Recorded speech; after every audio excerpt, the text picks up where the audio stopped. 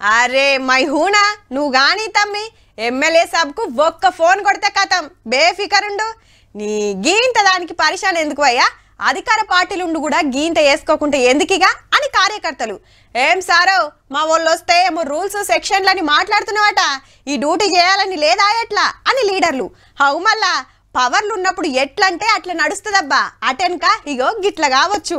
హన్మకొండ జిల్లా BRS office కు నోటీసులు ఇచ్చిరు మున్సిపాలిటీ వాళ్ళు. రూల్స్ తప్పి ఎకరం తీసుకొని పర్మిషన్ లేకుండా ఆఫీస్ కట్టిరని Congress MLA Nayan Rajender Reddy sir collector కు కంప్లైంట్ చేస్తే నోటీసులు పోయినాయి అన్నట్టు. నల్గొండలో కూడా ఇదే కథ. కారు ఆఫీస్ ఎట్లా కట్టుకున్నారో మంత్రి కోమటిరెడ్డి సారే చెప్పిండు ఖుద్దు.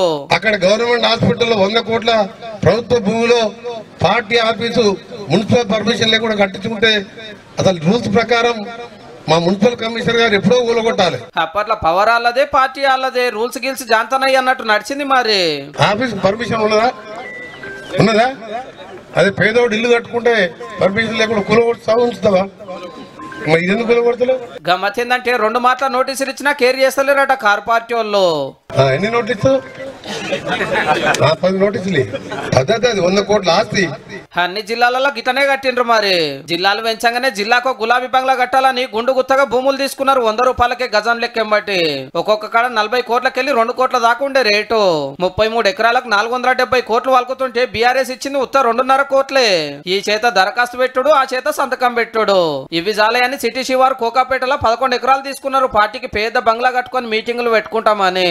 1100 కోట్లు అంటే 1100 crores రూపీస్ ఒక వాల్యుబుల్ ల్యాండ్ ను మీరు 37 crores పెట్టి తీసుకున్నారు. అది ఇమ్మీడియట్లీ గవర్నమెంట్ టేక్ కవర్ చేసుకోవాలా, చేసుకొని దాన్ని వేలం పాటించి ఆ డబ్బులు వచ్చినాయి అన్ని కూడా రుణమాఫీ దాంట్లో డబ్బులు కడితే మన ప్రభుత్వానికి ప్రజల మీద భారం కూడా తక్కువ పడుతుంది.